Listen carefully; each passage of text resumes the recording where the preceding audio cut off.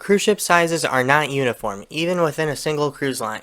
Royal Caribbean fields the largest passenger vessel to date, using gross tonnage, with 2022's Wonder of the Seas at around 235,600 gross tons.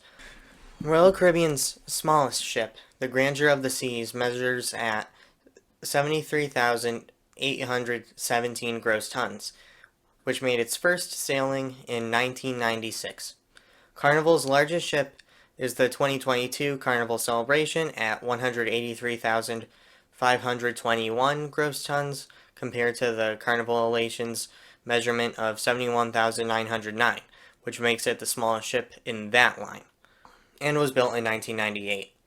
Between the smallest and larger ships are several ship classes, with each providing a unique experience. In short, a ship's size on its own does not correlate to the better getaway, but there are details about larger and smaller ships that tend to be accurate across the entire industry.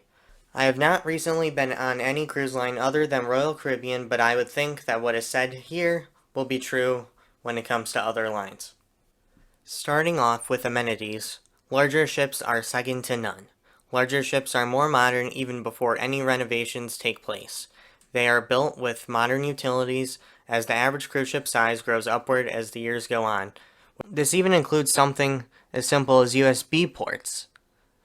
Royal Caribbean's Quantum class ships have the ripcord by iFly, which had just started in their skydiving venture in 1998.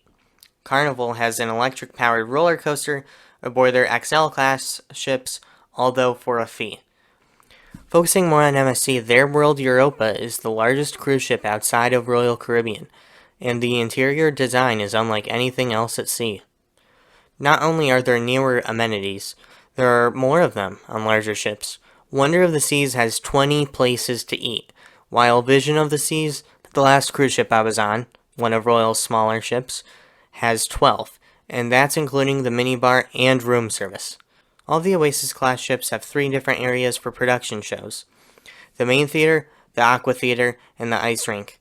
The first ice skating rink on a cruise ship was on Voyager of the Seas, which started sailing in 1999. A less obvious benefit of newer and usually larger ships is better cabins. On older ships, it is noticeable if the staterooms have not been refurbished in a while.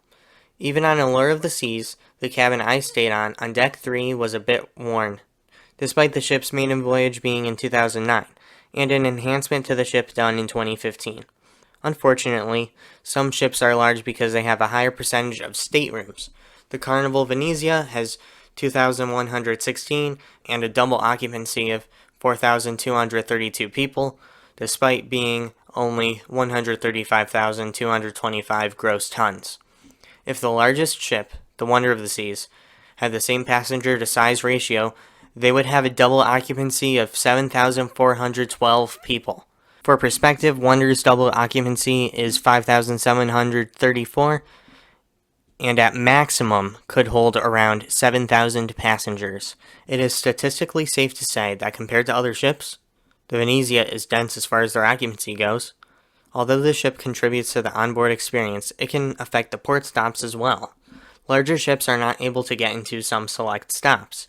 Notably, French Polynesia made a law stating that cruise ships with more than a 3,500 passenger capacity are not allowed to make port stops in the territory. In Santorini or Thera, Greece, there is a limit of 8,000 cruise passengers a day. One thing that is worth mentioning, but does not have to be a deal breaker, is the motion sickness. The newer ships are equipped with stabilizers to minimize the amount of side-to-side movement. The small ships get moved around more.